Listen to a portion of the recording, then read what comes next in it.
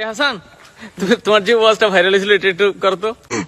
সারা রাত মোবাইল টিপে সকাল 9টা থেকে মোবাইলের মাঝে চার্জ নাই, মোবাইলের মাঝে চার্জ নাই। এবার মাইকিং চলে সকাল 8টা থেকে বিকাল 4টা পর্যন্ত কারেন্ট থাকবে না।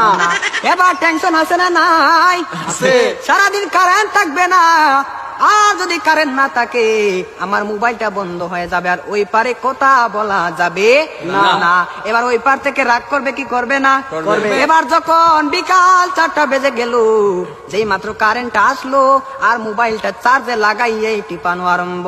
এবার মেসেজ করে হাই, এবার গিয়ে দেখে ওই পার থেকে ব্লক করে দিছে, ব্লক করে দিছে।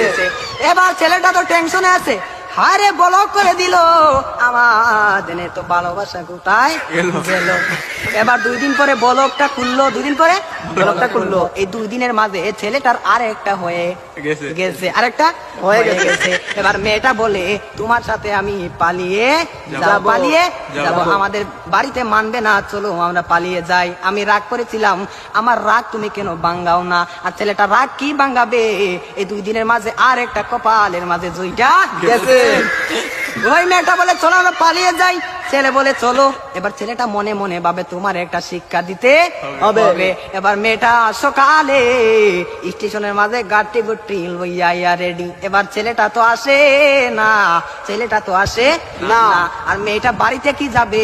বাড়ির মাঝে 3 হাত লম্বা একটা চিঠি দিয়া পাইছে। পাশের গ্রামের রফিক মিয়ার সাথে পালিয়ে যাবে, বাড়িতে চিঠি দিয়ে যায়। আমি আর বাড়িতে মাঝে কোনোদিন আসবো না, তার নয় কার না, আমি আর কোনোদিন বাড়ির মাঝে আসবো না। আমি চলে গেলাম পাশের গ্রামের রফিক মিয়ার সাথে।